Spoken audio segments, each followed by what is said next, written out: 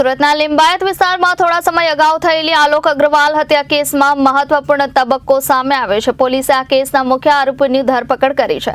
આરોપી પોલીસથી ફરાર હતો અને લિંબાયત પોલીસે ખાસ રેડ કરી તેની ધરપકડ કરી છે।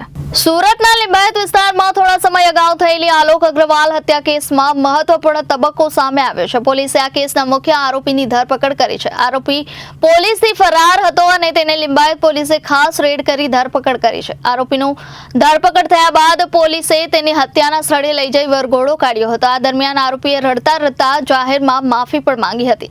પોલીસના જણાવ્યા અનુસાર આ અગાઉ આ હત્યા કેસમાં બે અન્ય આરોપીઓને પણ પકડાઈ ચૂક્યા છે અને વધુ પૂછપરછ ચાલુ છે।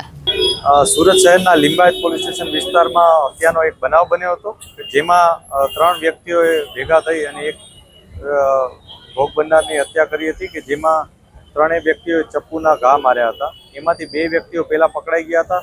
ત્રીજો જે એનું નામ અબરાર ઉર્ફે લસ્સી છે એની ધરપકડ પોલીસે આજે કરી છે અને આજે એના ફર્ધર પોલીસ કસ્ટડી પણ અમે મેળવી છે। આઈઓ દ્વારા અત્યારે એના જે રિકન્સ્ટ્રક્શન પંચનામું એ કરવામાં આવ્યું છે। સ્થળ ઉપર આવી અને અબરારે બતાવ્યું છે કે એણે કઈ રીતના હત્યા નિપજાવી, કયા લોકો એની સાથે સામેલ હતા, ક્યાંથી ક્યાં એની મૂવમેન્ટ હતી, કેમ કે એને એ 3 જણાએ ભેગા થઈને અને ક્યાંથી ક્યાં આવ્યા હતા એ તમામ વિગતો પોલીસને જણાવી।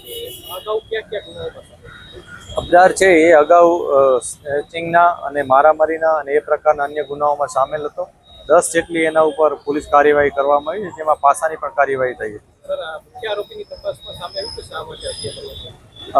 જે આ 3 વ્યક્તિઓ છે એ લોકોએ કબૂલાત કરી છે કે એની સાથે અન્ય એક વ્યક્તિ અશફાક ઉર્ફે કૌવા છે, એ કૌવાના કહેવાથી આ લોકોએ હત્યા નિપજાવી હતી।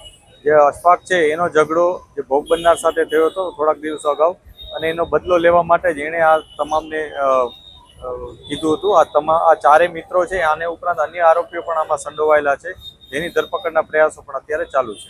Bureau report Janadesh news Surat.